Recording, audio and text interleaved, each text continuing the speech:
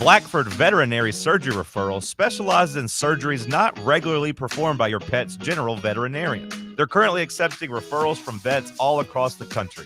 With their newly renovated state-of-the-art surgery center and highly trained staff, clients can rely on professional and thorough care. If your vet says that your pet needs surgery or rehab, ask for a referral to Blackford Vet and let them get your best friend back on its feet. Located conveniently in West Knoxville. For more information, visit blackfordvetsurgery.com. You're listening to FM 105.7 and AM 1340, WKGN Knoxville, and W289CU Knoxville, Fan Run Radio.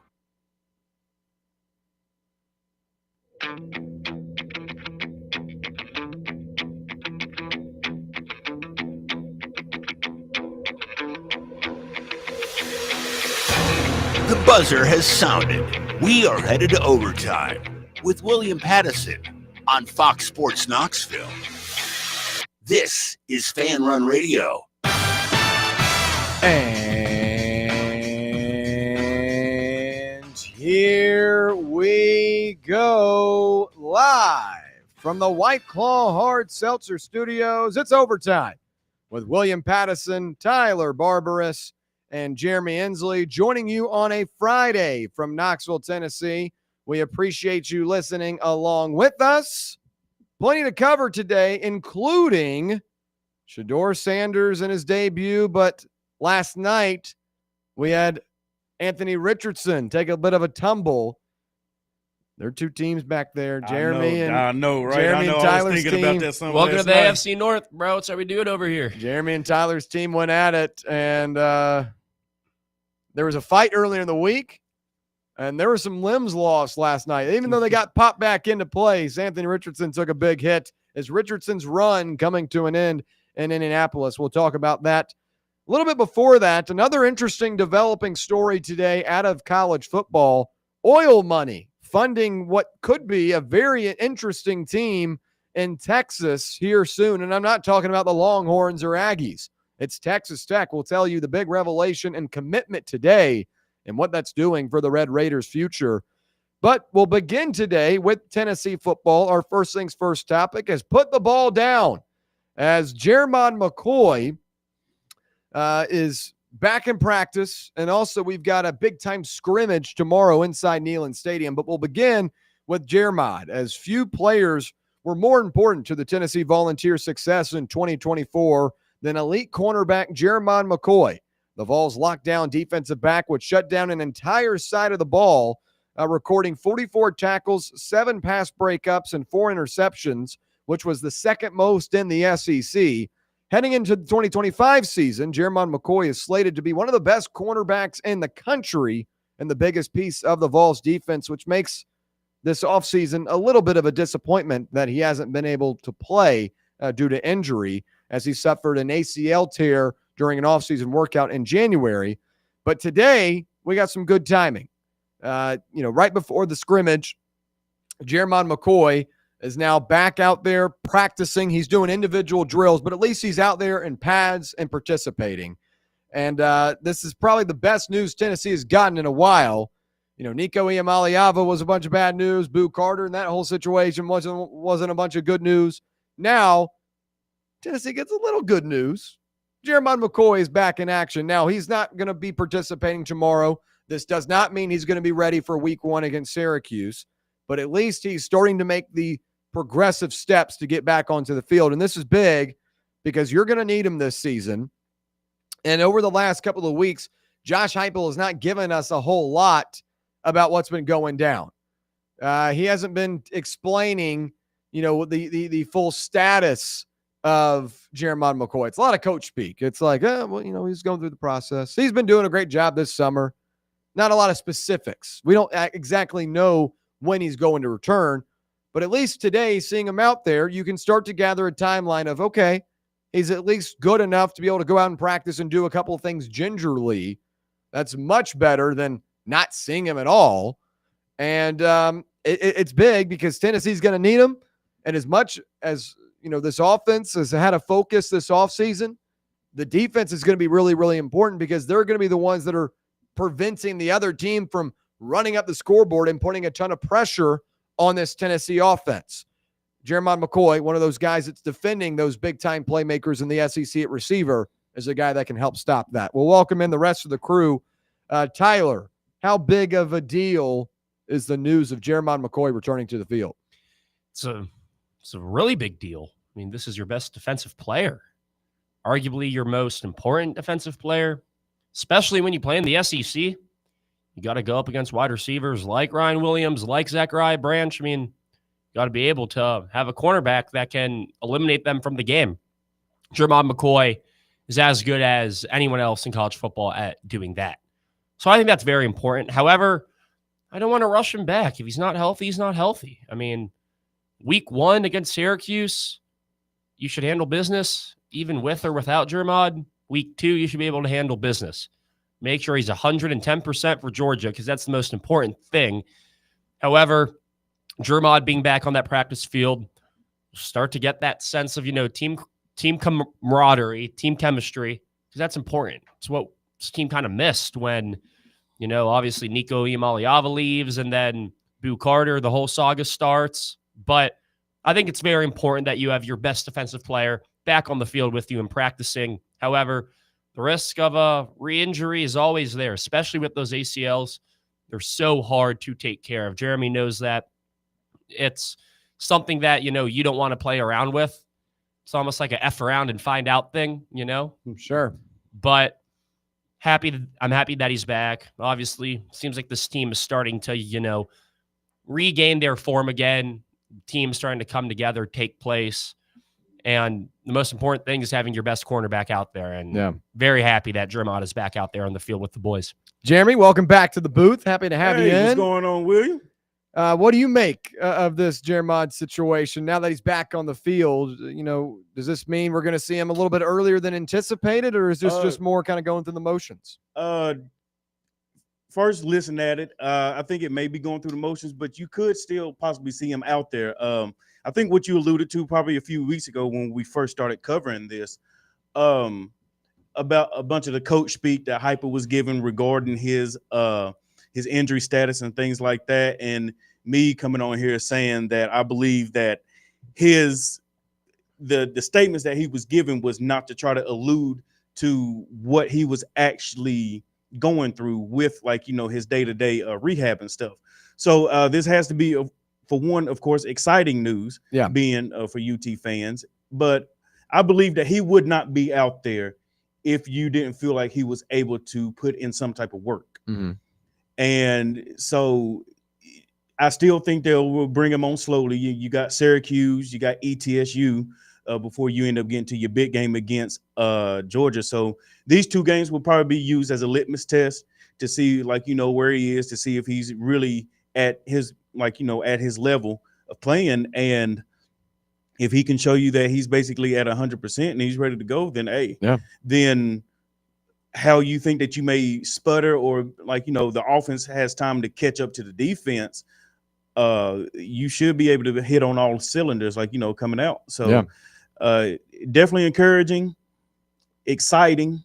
I mean, the morale of the defense has to be high as well as the rest of the team, because with him coming back now with Boo Carter possibly trying to take snaps on the offensive side, even if he needs a spell on defense, now there's not such a huge drop off, because him and McCoy wouldn't be out on the field. So so definitely a good thing by far.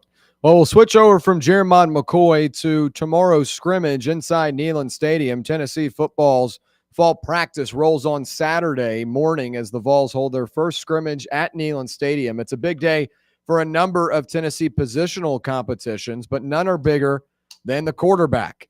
But Josh Heupel and his staff have challenged this group and have had a challenge throughout fall camp and trying to assess the play of their quarterbacks. And the Vols are down multiple top receivers on top of that. So tomorrow could be interesting. Tennessee entered fall camp with a thin wide receiver depth. It was very, very well documented in the offseason that Tennessee failed to get wide receivers out of the transfer portal. You don't have one outside of Amari Jefferson, who was a guy that did not play at Alabama last year, even though he's a very talented kid out of Baylor. You don't have a whole lot of experience. And now with Chris Brazzell still being sidelined, Braylon Staley was not available today in practice. You can go ahead and chalk both those guys up for not being available tomorrow. Mike Matthews was banged up earlier in the week and last week, but he at least practiced today, so you would hope that you see him tomorrow. But now you're down to a very, very thin weaponry to try and judge who your quarterback's going to be. Joey and Jake battling this thing out. Travis Smith Jr., Radarius Jackson, Joakim Dotson will be all available, as well as Amari Jefferson, the transfer from Bama that I just mentioned. And that's your group alongside of Mike Matthews. Is that enough to be able to gauge which quarterback is going to be able to make it? We're going to have to see, but both of them are going to be working with the same type of situation here. But we'll begin with the quarterbacks because that's the engineer of the offense. The most important part of every team is how good your quarterback play is. And what I'm looking to have answered tomorrow is when the pads are put on, when the game, when we're in a game situation, who looks the most comfortable? Who looks the most poised? It's one thing to go up against air routes and zip it to your receivers like we're in the backyard. It's another thing to be inside Neyland Stadium, even though it's going to be empty. There are 100,000 seats wide open. So that kind of settles it in a little bit. Okay, we're close to the season. And you're going up against a really good defense in Tennessee that is going to have a lot of really talented players coming at you. How do you decipher, that decision-making? How do you, make your reads? How do you call off the blitzes? We saw last night, if you don't tell your offensive line where to go, you could end up with a dislocated pinky. And they're not going to do that tomorrow, hopefully. Or whoever does that might not be playing this season. Well, yeah. This would be different. This is an orange and white game. Yeah, basically. exactly. So, yeah. And they're not going to be hitting on them. But again, it's reading that type of stuff. Reading where the blitz is coming, being able to identify that in a comfortable manner. Mm-hmm. So I'm looking for the comfortability. I'm also looking for the accuracy. I'm sure we'll get numbers at some point. But I'm looking to hear that this guy was comfortable, that this guy was accurate, that this guy looked poised. And I feel like that's the biggest thing heading into the new year. It's not necessarily, how many yards can he put up in a game? It's can he play the position well, and can he, not take you off script? Can he not lose a game for you? Not necessarily, he doesn't have to, win at 500 yards, 7 touchdowns. Doesn't have to act like he's on the video game. Just does enough not to lose. So that's what I'm looking for tomorrow in this early quarterback competition. Jeremy, as a coach, looking at a quarterback competition here, you're trying to decipher a lot of different things here. What are you looking to hear from tomorrow's scrimmage inside Neyland? The number one thing that you want to hear from coaches is who's not putting the ball in harm's way. That's probably like the number one thing. Like, of course, yes, you want to see the ball being placed on time and routes being ran crisp, but who's not putting the ball in jeopardy? And that's not only through the air. That's talking about holding the ball in the pocket, making sure 2 hands are on the ball high. If you're taking off running, making sure 5 points of contact. When you're taking off running, who's being the most secure? I mean, that's probably the number one thing that you want to look for, because like you said, this is the type of offense where you don't need to be off script. And the better that you can stay on time and be on rhythm, the better this offense flows.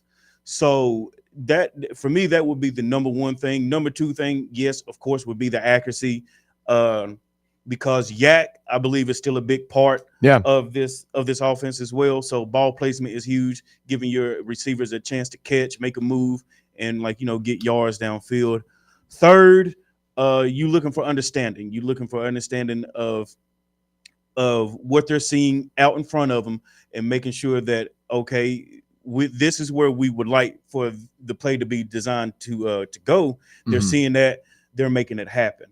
So that's it. And then fourth, yeah, man, you just you looking for command. Next for me, I would be looking for command. Yeah. Who sounds like, who looks like they just have command over every single thing. I mean, granted, yes, a blitz pickup should have been picked up last night, so somebody doesn't get blown up. Yeah. But it's things like that. So command of the offense is definitely huge, and those will be points that if you can read in between the lines of coach speak, those should be the points that you would want to look out for after tomorrow's scrimmage to see who may actually have that step above in this QB competition. Yeah, Tyler.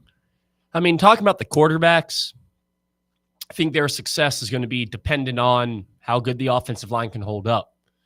And I mean, I guess this is just for the scrimmage, but I mean, I'm thinking about the bigger picture here throughout the season.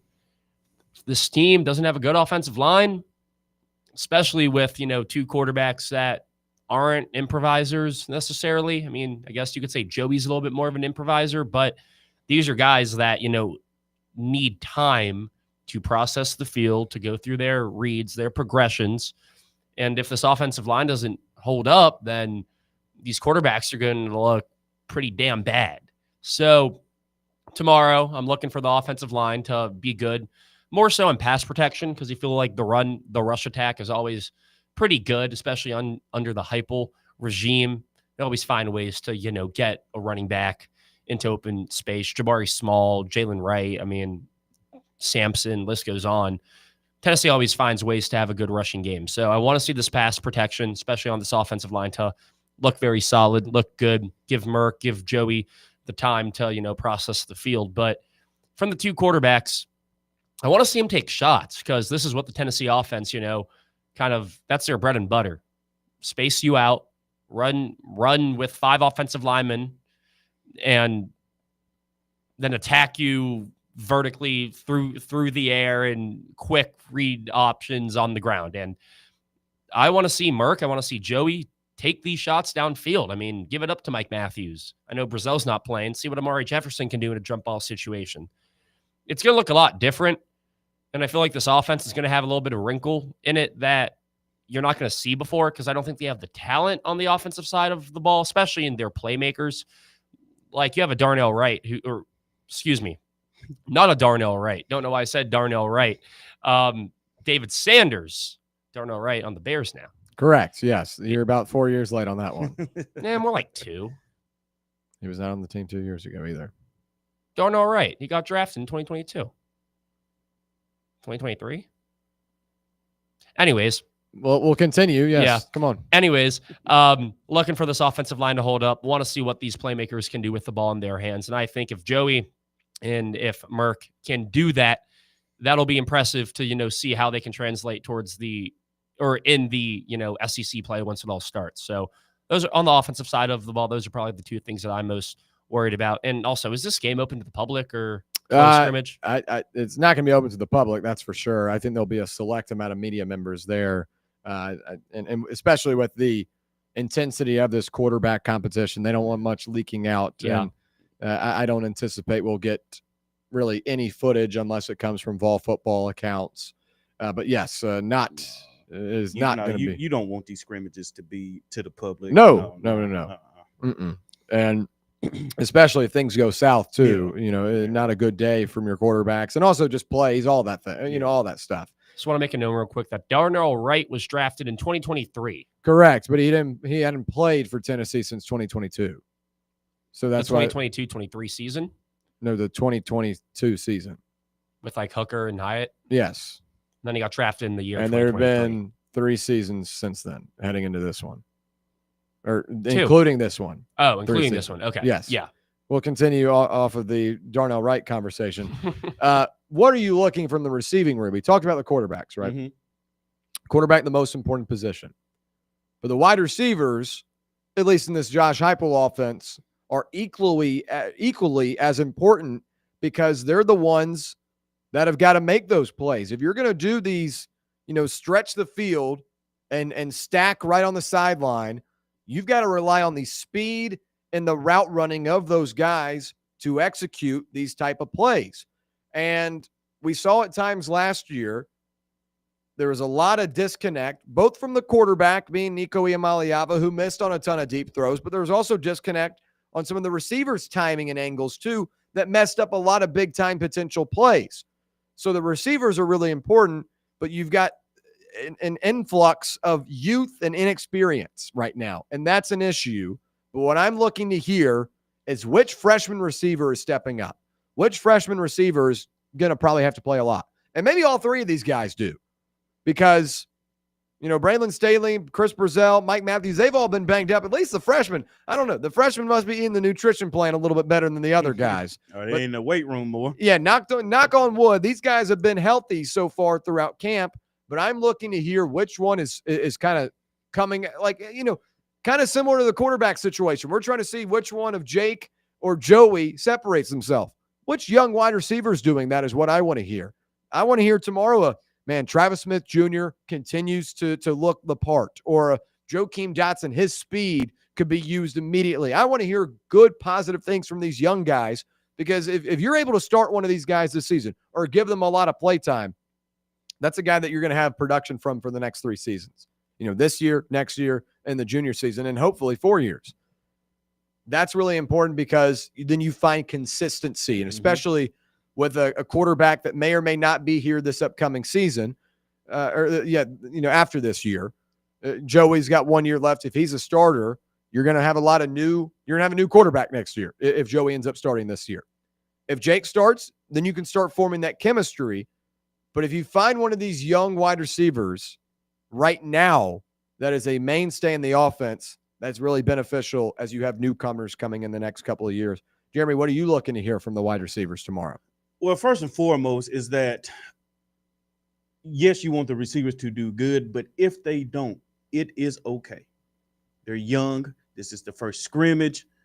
Let them get more acclimated to actually game speed, more or less having a full defense out in front of them, okay? But on the flip side, yes, you do want them to perform. And what you're looking for, what you want to hear coming out of this scrimmage is that I saw them take a step forward. I can see that they've been in the playbook and they understand what they're seeing, what we're asking for from them when they're out there. Meaning that outside of just running routes and just catching the ball, but they're understanding what routes to run and how we want them ran. They're breaking the dig route off at 12 or instead of a 9.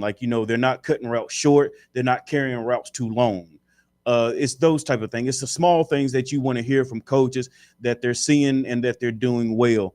Necessarily, they don't have fear. They're not catching with gator arms. They're getting arms stretched out, really trying to, holding the ball. You want to hear that they're having eye discipline. They're looking the ball in, they're tucking it. It's all these small things that a lot of young players end up, just because they're almost like a deer in headlights, first coming into games and stuff like that, that it's the small things that you end up losing focus on. So you're not catching the ball out in front of you. You may take time to not tuck it correctly. And then somebody's coming behind you, boom, a fumble. So it's things like that. You want to hear that they're understanding that if they're carrying a route deep, that they understand that they need to stack the DB as they move on, into their route deep. So it's things like that you want to hear, that they've been in camp, they're learning, they're progressing, and they're understanding. So those would be, like I said from before, read in between the lines of the coach speak, and these are the things that you want to hear. Yeah. That that your team is actually progressing towards a good season. Yeah, Tyler. I think I need a 1A wide receiver. That's what I'm looking for. I mean, you can have a solid wide receiving room, but in Tennessee's best years, they've kind of always had a 1A. I mean, Jalen Hyatt was your 1A, and you were one of the best teams in college football that year. You need a wide receiver that is going to be a game wrecker for other teams. You need a wide receiver that can change the outcome of the game in one play, snap of your fingers. That's what Ryan Williams is. That's what Jeremiah Smith is. Not expecting Mike Matthews to, be at that level, but I have expectations for Mike Matthews, one of the, more coveted wide receiver recruits here in Tennessee history. I expect this guy to be a 800-yard receiver, a good amount of touchdowns, 6, 7, 8 touchdowns. If you don't have a 1A wide receiver, especially with the uncertainty of this quarterback room, then it'll be hard for these quarterbacks to get any sort of momentum, right? And you see wide receiver or QB and wide receiver pairings like all over the landscape of football. Like obviously Jamar and Joe Burrow, but like that's why this Bengals team year after year gets hyped, because they have a really, really good wide receiver quarterback duo. It's like, and to put it in college football terms, I mean, you know, an Antonio Williams and Cade Klubnik at Clemson, a Jordan Tyson and Sam Levitt at Arizona State, just really good quarterback wide receiver duos. I mean, even Elijah Sarrat and what was it, Curtis Rourke last year for Indiana. Yeah. And this is why, I mean, all those teams were playoff teams last year, and they won a game here or there. I mean, Arizona State probably wasn't going to be that good last year if they didn't have a Jalen Tyson, right? So for me, I want to look on the field and be like, yeah, we're going to go to that guy. What's his number? He's 4? Or he was now he's 4. Yeah, now he's 4. Well, what was he last year? Like 10. 10. So I'm like, yeah, I want number 4 to get the ball here in this red zone, give him 2 targets and just make him go up and make him jump and make a play. Like that's what I miss in this Tennessee offense. You need that dynamic X wideout, and I think Mike Matthews can be that. However, with the other guys, I mean, Amari Jefferson, I want him to step up. You're not going to see Chris Brazzell, but Jefferson was a guy who was, I think, a four-star coming out of high school, went to Bama. Obviously, it's hard to get playing time at Alabama, but can he be a nice complement there for this offense? I believe in Miles Kitselman. He'll be one of the better tight ends in all of football, but it's like, do you have that much faith in Kitselman being like a Brock Bowers type weapon for your offense? Maybe, maybe not. Depends on how you view Miles Kitselman.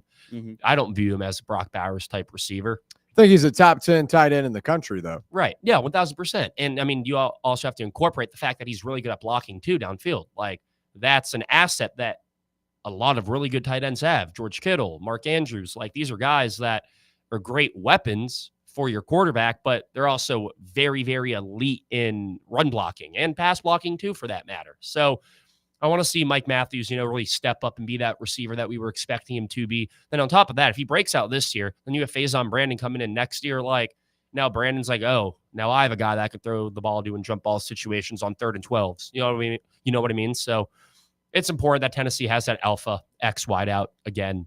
And that's honestly what I'm going to be looking at most with the limited footage that we see from this. I want to see Mike Matthews 45-yard touchdown and see that on Twitter, and I'll feel a little bit better about that. But for the wideouts go, I want to see us have that true X wideout once again. Yeah, that'd be very beneficial for a new quarterback for Tennessee this upcoming season. Look, Tennessee's offense has gotten much of the talk this offseason due to the quarterback situation, due to Nico Iamaleava, but the defense is going to be the stronger side of the football for the Volunteers. And what I'm looking for tomorrow, I'm interested to see how Colton Hood does.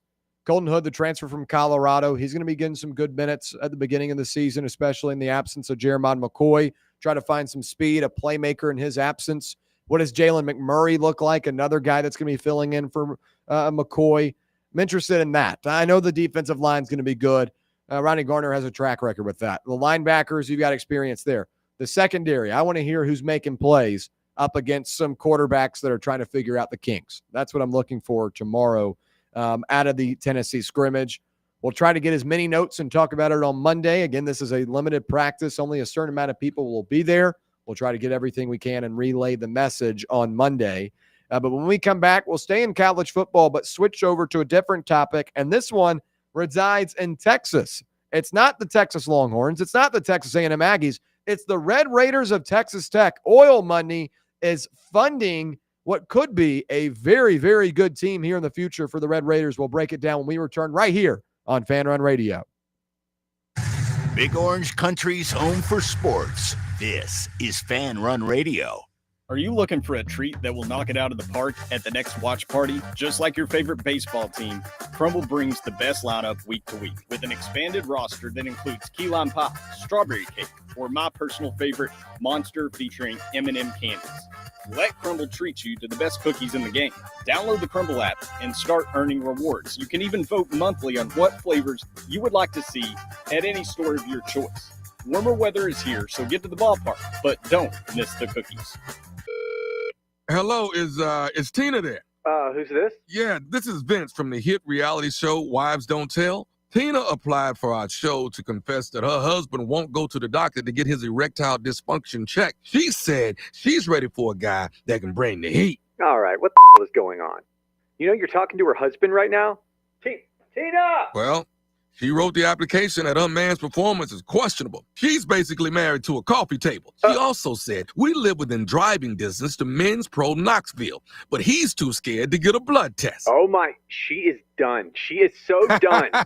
Gotcha, Mike. It's Nephew Tommy. Ain't no reality show. It's a prank. Men's Pro Knoxville is the real deal, fellas. Local experts, test results in minutes. Call 865-544-8220 or hit men'sproKnoxville.com before your lady books a new co-star. Men's Pro Knoxville, making it happen.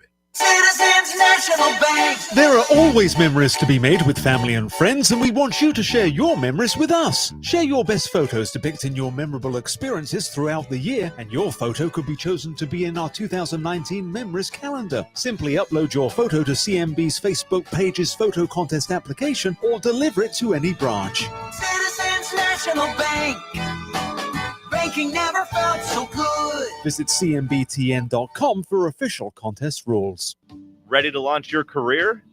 Axle Logistics is a leading third-party logistics company where excellence is an energy. With an award-winning culture, Axle proves that positive outcomes come from a positive environment and a work hard, play hard mentality. At Axle, the drive for success is infectious. And with an uncapped commission structure, hard work isn't just noticed, it's rewarded. For those with big goals and even bigger dreams, Axle Logistics is the place to start your career. A brand built in Tennessee and born from the love of the game, Inward Half revolutionizes golfing comfort. Crafted by a former pro and dedicated enthusiast just like you, our luxury performance wear guarantees you stay cool and comfortable through every swing and every day. We're not just a brand. We've set out to create a lifestyle for those who understand that impeccable style and premium performance are a hole-in-one. Enjoy the walk-in with Inward Half.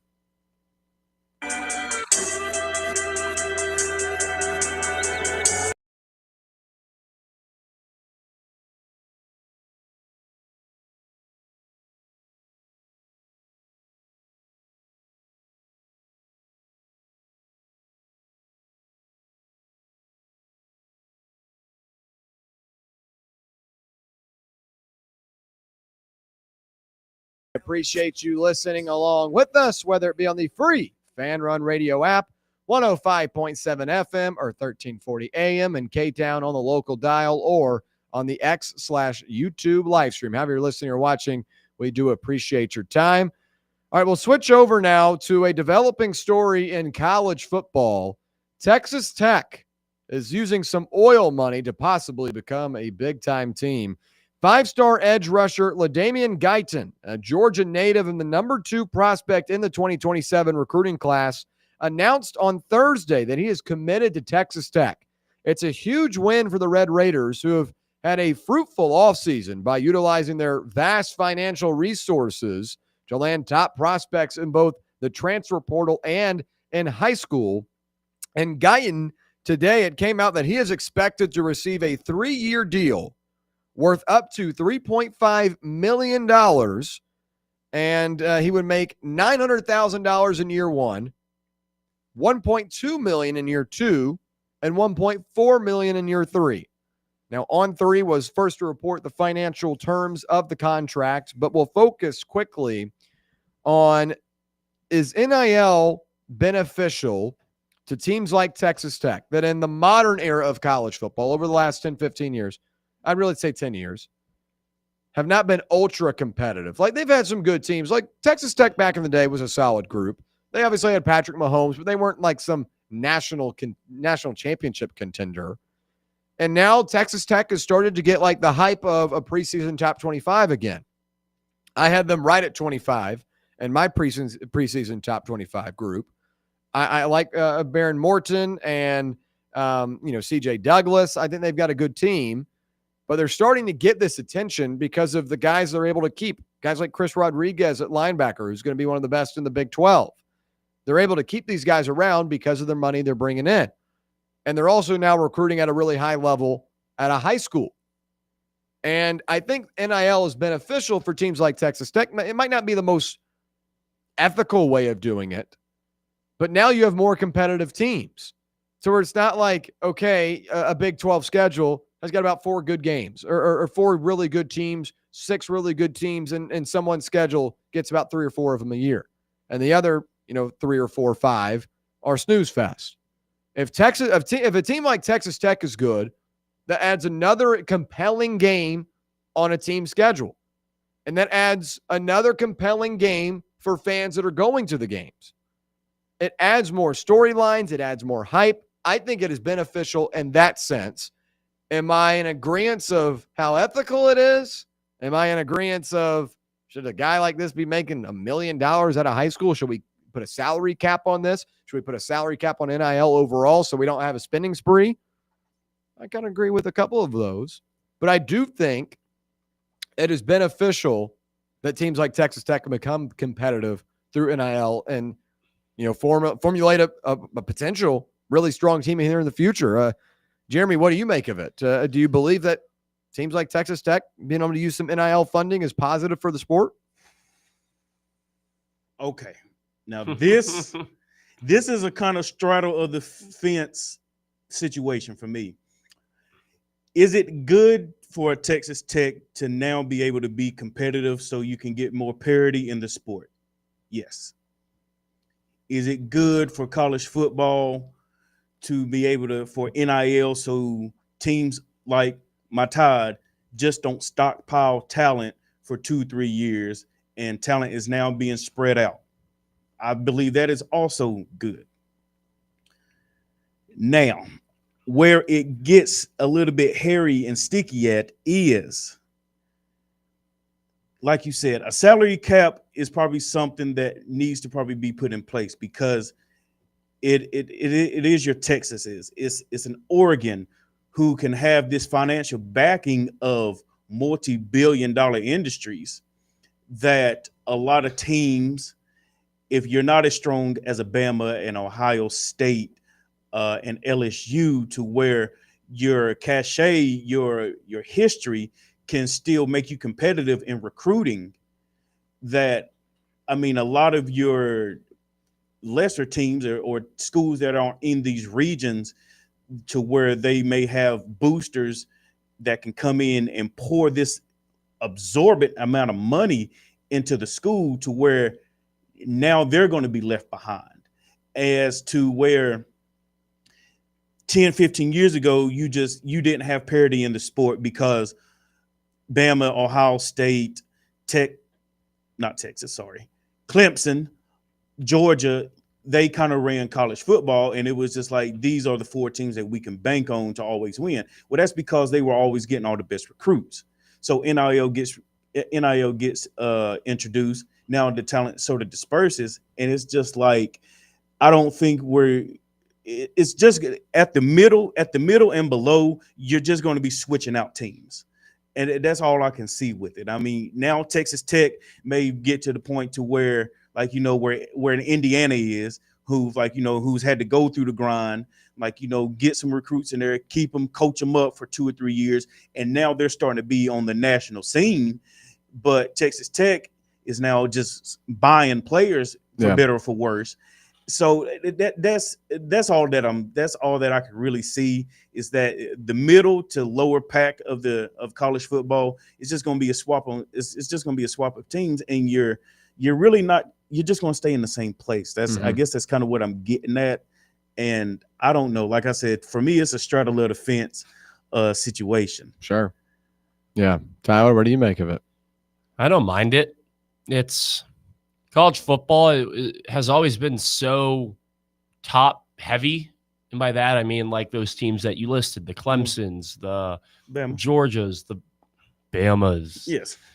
Ohio State. Say it with authority now. Say it with authority. Bama. There you go. The Ohio State. I mean, these are all the colleges and the programs that you always see, grinding out, churning out NFL talent. It's because they get the most developed high school prospects, the prospects with the most upside, and they also have the best facilities and the best coaching, and they play against the toughest teams that You know, you're only going to get better by playing against good competition. Mhm. But now with NIL, it's like Texas Tech, by the way, is like loaded. Like they're a very wealthy school. I think they have the most expensive college or the most expensive like football facility in college football, I believe. And this is because of the boosters. I mean, you look at like Houston. I mean, this is like Houston has a lot of boosters too, and they're great in basketball like every year.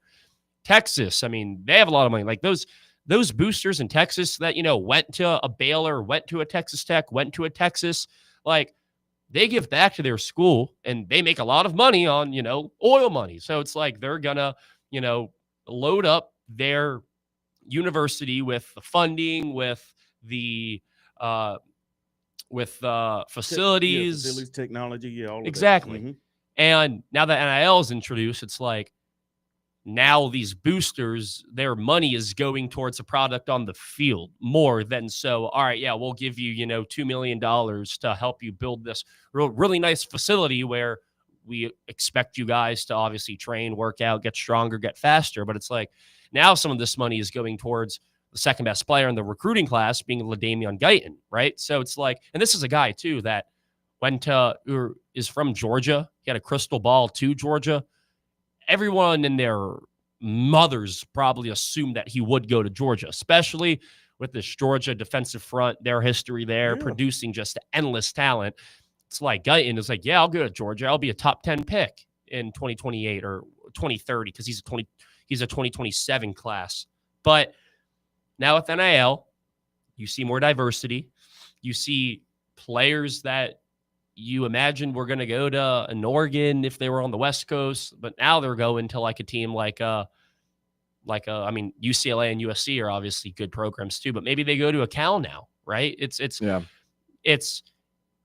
gives me a sense that college football is no longer going to be ran by dynasties like the Alabama when they had Nick Saban, right? Like you're going to start to see more teams like 2019 LSU, right? Where you pay a lot of money for a really good quarterback, but he never played, right? So now you get your Joe Burrow, and then you use that other money to, you know, recruit a 5-star wideout here, and then that guy turns into like your Justin Jefferson.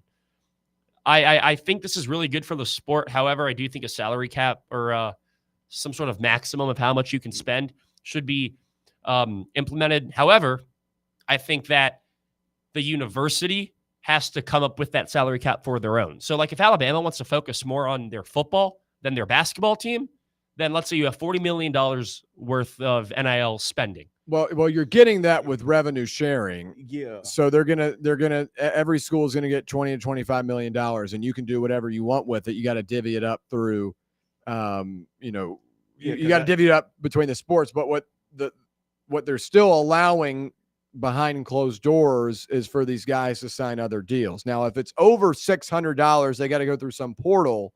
But I think that's a lot of malarkey. I mean, there are ways you can navigate all of this, and I mean, I just think until we have. I'm not saying we need a commissioner per se, but the NCAA, the big blue logo with 4 letters and white, is kind of just this ominous being. Yeah. That no one really knows or really like. The NFL has a commissioner. NBA has a commissioner. Every major league has a commissioner. And this is how it's done. The NCAA just hovers around, and you don't know who it is. You don't know who's, overseeing. Yeah. So until you add a guy like that, and I think that'd be a very interesting time in college sports if it gets to that. There's always going to be stuff going under the table, and until you actually break down, lock down, this is what this is. Yeah, because I was about to say, because to your point, to allow the schools to set their own salary cap. I mean, well, it all stems that's from basically what we already have. Yeah, because it's just like, because what are we getting at? Because Texas Tech, okay, our salary cap can be $200 million, and then you getting a Utah per se, their salary cap, they can only maybe afford $20 million. It's like, so yes, a governing body needs to be introduced so you can have strict guidelines across the board for everybody. I agree with that. It sucks, but that's just where we're heading with college football. Mhm. What I was more so getting at is, yes, obviously, an Alabama is going to have more to work with than a BYU, Yeah. right, or a Utah, or just like a smaller D1 school. But it's like, does all this money get allocated towards one NIL fund to where you can use, let's say for Tennessee, right? Mhm. You give $3 million to Faison Brandon, right? But you give Nate Ament $4 million. Is that part of the same pool? I don't think it should, or I think it should be. But I think Is it not already? no, it is. But Okay. what I was getting at was like, you have a maximum of how much you can spend on one sport. However, let's say Tennessee gets $40 million in revenue that they could use for NIL contracts, right? For recruits, transfers. They set that for themselves. So like, so you would have, let's say, 18 million for the football team, right? 15 million for the basketball team. Okay. 5 million for the baseball team. Like I think that would bring more, not like equality, but it would certainly make NIL less of like a bidding war, because Danny White would have to find ways to, diverse this money and utilize this money in other categories. So it's more so like a front office role, if that makes sense. Like, all right, if we see our basketball team being more of a threat this year than our football team. So, but regardless, if this basketball team wins the national championship, we're still getting all this money for our NIL collective. So it's like, if Danny White thinks the basketball team can have a better year than the football team in 2025-26 for that season, maybe Danny White, and I'm talking in like past tense, like maybe 5 months ago or 4 months ago, Danny White would have been like, all right, I'm going to spend an extra $2 million on the basketball team because we have a better chance to win this year than the football team does. Then the year after that, when Brandon comes here, once Nate Ament probably goes to the NBA, we're going to spend more to get Faison Brandon a better team, right? Like that's what I'm thinking of. So you're making the AD become a GM. Essentially. Well, but that's basically what you're getting with revenue sharing anyway. You're getting a lump sum every season. Yes. Every calendar year, getting $20 to $25 million, and that's what you're going to have to deal with. But then what I'm saying is the other part to this is you're still allowed to have NIL deals. Yeah. So it's not that Texas Tech out of their own Texas Tech University pocket check is giving them this. It's the car lot, the restaurant. Yeah, it's Billy Cadillac outside with the Lamborghini tourists and all of that, saying, all right, this is what you get. So that's the issue with it. But I do think revenue sharing will be beneficial. Again, this is year 5 of having these type of conversations. Now the only pushback I would actually have with that, so we're talking about the revenue sharing with the revenue that the football program would make. This is just all programs that all the different sports are given, this amount, and this is how you have to divvy it up, basically. Okay, but where are the funds coming from? I mean, are they coming from the sport itself, or are we talking coming about from the TV deals across TV all deals? of them? Yeah. Okay, because I was about to say I thought you were alluding to, because I wouldn't see a world where the revenue that the football program makes that they are actually trying to divide that amongst with a basketball, especially basketball, because basketball can almost be self-sufficient. But I couldn't see where the revenue from a football program is now trying to help the golf, swimming, and et cetera, et cetera. Like, so, okay. But now I see what you're saying. Okay. Yeah. I think it should be like that, though, which is my point. Yeah. And okay, now the pushback I would have for it is that why? Because for me, it's just like I'm the one that's grinding myself. I'm grinding my boys to go out here and perform, and everything that we are out here producing and providing should be used in for this us. revenue should be used for us. Right. I agree. But I think like when you have that, then you're always going to see the Ohio States always be dominant. You're always going to see these. So I'm saying from a more like parity stamp, like perspective. And that's where I get back to saying that you would need to just, like I said, have a governing body, and you just need a strict guideline across the board that every year you get X amount of dollars to spend, like, on NIL. Yeah. We got to hit a quick break real quick. When we come back, we'll wrap things up. Stay right here. It's Fan Run Radio. Hey, Catch up with all things Fan Run by subscribing subscribing to tea is only 100 calories, 2 grams of sugar with no bubbles and no troubles. That's right, zero carbonation, so it's easy to sip and enjoy. Headed to a game day or party at a friend's house? Bring an iced tea or lemonade variety pack from Surfside, or try their green tea and new raspberry tea vodka. Find the can with the sunset stripes this season. Surfside iced tea and vodka, sold at bars, restaurants, and stores near you. Surfside iced tea and vodka, sunshine in a can. Must be 21 or older. Enjoy responsibly. Rickard Ridge Barbecue, located in beautiful Cove Lake State Park. Rickard Ridge is home of the best ribs in the Volunteer State. Smoked daily by pitmaster Mark Rickard. The barbecue at Rickard Ridge is mouth-watering, fall-off-the-bone delicious. Take the scenic drive up I-75 to exit 134. For directions and to look at the rest of the menu, visit Rickard Ridge online at rickardridgebbq.com.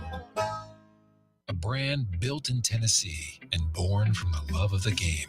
Inward Half revolutionizes golfing comfort. Crafted by a former pro and dedicated enthusiast just like you, our luxury performance wear guarantees you stay cool and comfortable through every swing and every day. We're not just a brand. We've set out to create a lifestyle for those who understand that impeccable style and premium performance are a hole-in-one. Enjoy the walk-in with Inward Half. This is Coach Josh Heupel. In football and life, you need a solid defense to protect what matters most. That's where Farm Bureau Insurance of Tennessee comes in. Score peace of mind with Farm Bureau Insurance, the official insurance of the Vols. They're your line of defense. FBITN.com. This is Baseball VFL Cody Brown. Farm Bureau Insurance is the official insurance of the Tennessee Vols. I'm here to be that line of defense for all your insurance needs. Give me a call at 865-992-3871 and go Vols. White Claw is taking hard seltzer to new heights with White Claw Surge. At 8% alcohol, White Claw Surge is a stronger wave of refreshment that doesn't compromise on taste. Available in 4 bold waves of flavor like ripe blackberry, citrusy blood orange, zesty natural lime, and tart cranberry. Check out your favorite retailer in-store and online for the White Claw Surge Variety 12-pack and 16-ounce single-serve cans. White Claw Surge. Please drink responsibly. Located in Knoxville's historic Old City, Barley's offers great food, live music, the best draft beer selection in town, and now your new favorite place to watch sports. Their indoor projector is perfect for any weather, and they've revamped their upstairs area with more TVs to take in all of the action. Their menu features hand-battered chicken tenders, juicy burgers, fresh salads, and the tastiest pizza in Knoxville. You can enjoy their happy hour drink specials daily from open until 6 p.m. Barley's Tap Room and Pizzeria. Presidents to represent me. I'm out for presidents to represent.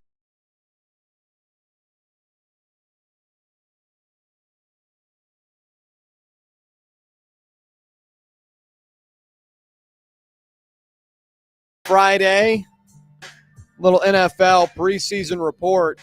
Both these games have kicked off already. Commanders and Patriots. Travion Henderson, the former Ohio State running back, takes the opening kickoff all the way back for a touchdown. Pretty cool moment for him. First snap of the NFL, first play of the NFL, takes it back. And Shedeur Sanders delivers an absolute dot in the back of the end zone. William Patterson's #1 quarterback in the NFL draft. Off to a hot start in preseason. Give the guy a chance. But a guy that might be running out of chances is Anthony Richardson, who last night took a beating early in the Ravens and Colts preseason game. Left the game with an injury, dislocated his pinky finger. He's okay. He will practice again Saturday, but a tough start to what has been shaping up to be this offseason as, kind of his last chance tour. Jeremy, I know you're a Colts guy. I was big on Richardson coming out of college. I was big on Richardson the first 2 years. I've started to lose the rope a little bit. And it kind of feels like at this point, this is a big opportunity for him. And he's already lost one of those because he didn't read the play the right way. I feel like he's almost holding on for dear life at this point to remain the Colts starter. Yeah, definitely not. I mean, without knowing the nooks and cranny of the play itself, you don't want to just put all the blame on Anthony, although he definitely has the shoulder some of it. I mean, from watching the play a few times, I mean, Warren, he's lined up in line with the lineman. Of course, he releases. It looked like he got into a crossing route. The interesting thing to me was that the back released to get out into a route, but he did not. But he just ran right past him. And if I'm not mistaken, I mean, because when I coached, I really just coached receivers and DBs. But I think even for running backs, that even as you are running to get out into your route, if you see a free blitzer coming on your side, you at least have to get in front to slow him down some. And he just didn't do that. Ran right by him. Just ran right by him, and it's just like, and it's just like dog. And so, but like I said, without knowing the particulars of the play, because there will be some protections to where you are leaving a free blitzer to come, but therefore you have to know your hot read, and the ball should be out before the defender can even get there. So I would just love to hear kind of what that play was and what was supposed to be going on and who was supposed to have what responsibility. But as far as Richardson, he better not let that pinky hinder him. And he better get out there and continue to fight, because yes, he will become a journeyman real quick. Or he might find himself at FedEx real quick. Most definitely a reality for Richardson if he's not able to stick it on the field. Daniel Jones and him battling out for the Indianapolis Colts. Not a very amusing quarterback battle, but it's what Anthony Richardson gets for being on the Colts and the Colts leaving Baltimore a couple decades ago. So a couple of decades ago, that's like 5 decades ago, 6 decades ago. I think I don't know how the Ravens 4 decades ago. I don't know how the Ravens get a mention in the because they used to be the Baltimore Colts in like what, the 60s, right? No, I think it was like the late 70s. So late 5 decades ago. I was about to say. A couple, but what you a few decades ago? A couple. You know what year it is right now? Yeah, I know. A couple means 2. I meant to say a few. So a couple would have been 2005.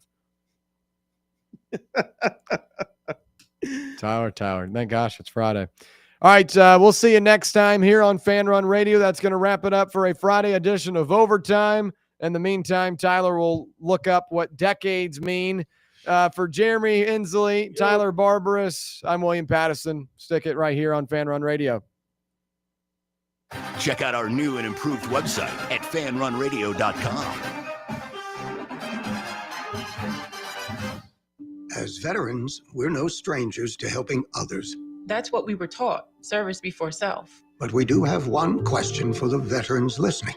When was the last time you reached out for help? If you or someone you know needs resources, whether it's for stress, finances, employment, or mental health, don't wait. Reach out. Find more information at va.gov/reach. That's va.gov/reach. Brought to you by the United States Department of Veterans Affairs and the Ad Council. Ever been the coach who realized the team's gear just wasn't up to par? Well, if I'm being honest, that was me. Just a downright irresponsible and plain bad coach. Then, SM Athletics changed the game. I want you to picture this. I walk into their store, a coach with a vision. SM Athletics didn't just see a coach. They saw a team's potential, and they delivered custom uniforms so striking.